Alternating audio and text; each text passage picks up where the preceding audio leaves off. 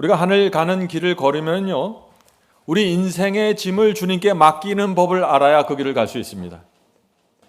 오늘날 세상 사람들은 교회 다니는 사람들을 향해서 이런 질문을 합니다. 그리스도를 믿는 당신은 무엇이 다릅니까? 주님을 믿으면 이 세상의 고달픈 삶에서 정말 자유롭게 되는 것입니까? 주님을 믿으면 세상 풍파 속에서도 마음이 평안합니까? 하는 질문을 던집니다.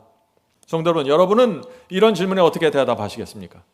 자, 바울은 이렇게 대답합니다. 고린도후서 5장 17절입니다.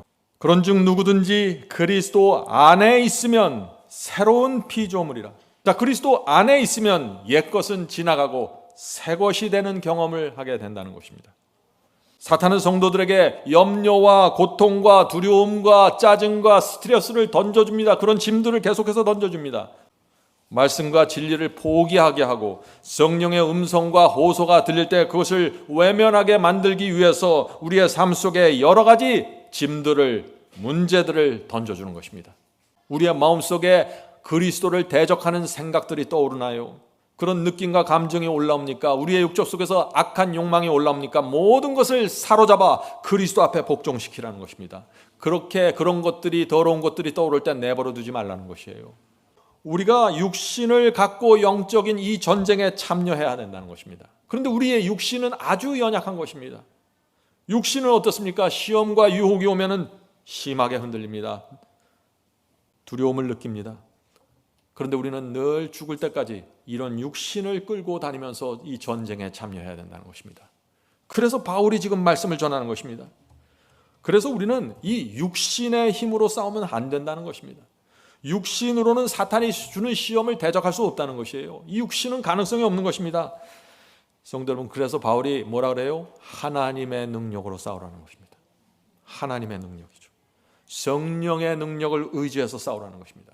그렇게 싸워야만 하나님과 대적하는 것들, 사탄의 공격들을 다 잘못된 사상들, 거짓 이론들 모두 사로잡아 그리스도께 굴복시킬 수 있다는 것입니다. 자, 로마서 8장에 같은 말씀이 나옵니다. 로마서 8장 13절입니다. 너희가 육신대로 살면 반드시 죽을 것이로되 성령으로서 몸의 행실을 죽이면 살리니. 저는 처음 주님을 영접하고 이 말씀을 크게 오해했습니다. 바울의 몸의 행실을 죽이라고 했으니까 내가 죽여야겠구나. 몸에서 올라오는 이 잘못된 행실들, 잘못된 습관들 내가 죽여야지, 그렇게 결심했어요. 그래서 육신에서 악한 충동이 올라오고 느낄 때마다 열심히 그것을 죽이려고 달려드는 것입니다. 어떻게 됐을까요? 잘 안 됐습니다. 이상하게 죽이려고 하면 할수록, 몸에서, 육신에서 올라오는 잘못된 것들을 죽이려고 하면 할수록 자꾸 그런 것들이, 악한 욕망이 더 끊임없이 올라오는 것처럼 느껴서 좌절시키는 것입니다. 바울은 성령으로 몸의 행실을 죽이라고 했어요. 말씀을 정확하게 보셔야죠. 성령으로 몸의 행실을 죽이라고 했습니다.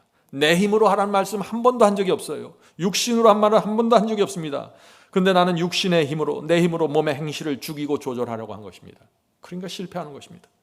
승리는 내가 아니라 하나님의 능력으로 이루어지는 것입니다. 성령의 능력으로 이루어지는 것입니다. 그래서 문제가 올 때, 시험이 올 때, 고난이 올 때 성령께 달려가야 되고 하나님께 달려가야 되는 것입니다. 그것이 그리스도 안에 들어가는 것입니다. 성령께서 무엇이 하나님의 뜻이고 무엇이 진리인지 알려주실 때 내 생각, 내 뜻을 내려놓는 것, 그것이 그리스도께 굴복하는 것이고 그것이 그리스도 안으로 들어가는 것입니다. 성도 여러분, 이 그리스도께 굴복한다는 것이 뭐예요?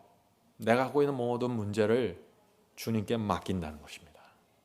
나보다 주님이 힘이 세니까, 나는 안 되니까 내 문제 가져가십시오. 이렇게 주님께 맡기는 자에게 평강이 오는 것입니다. 성도 여러분들 마음속에 마음의 짐이 있습니까? 분노가 있고 억울함이 있고 염려가 있나요? 그리스도께 맡기시길 바랍니다. 그런 사람들이 그리스도 안에 거하는 사람들입니다.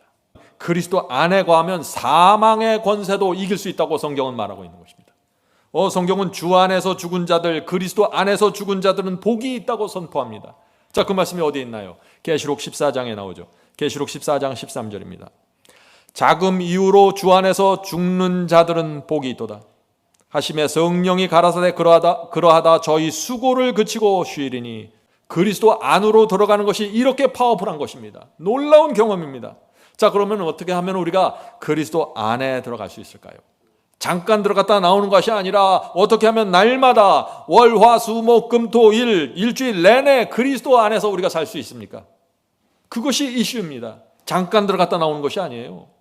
분명한 사실은 그리스도 안에 있다는 것은 인간의 눈으로 판단하는 것이 아닙니다. 우리가 사람들 보면서 저 사람 그리스도 안에 있구나, 저 사람 그리스도 밖에 있네, 이렇게 하는 것이 아니에요. 그리스도 안에 있다는 것은 그리스도께서 판단하시는 것입니다.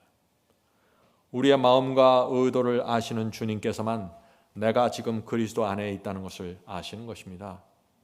그런 사람들은 영혼의 평안이 있는 것입니다. 언제요? 시험과 유혹이 올 때, 고난이 올 때, 수많은 스트레스와 압박이 올 때 영혼의 평안이 있는 것입니다. 왜요? 그리스도 안에 들어가 있기 때문에 말이죠. 자, 이 그리스도 안에 거하는 경험에 대해서 예수께서 아주 특별한 방법으로 설명하십니다. 요한복음 6장 56절입니다. 내 살을 먹고 내 피를 마시는 자는 내 안에 거하고 그리스도 안에 거하고 나도 그 안에 거하나니.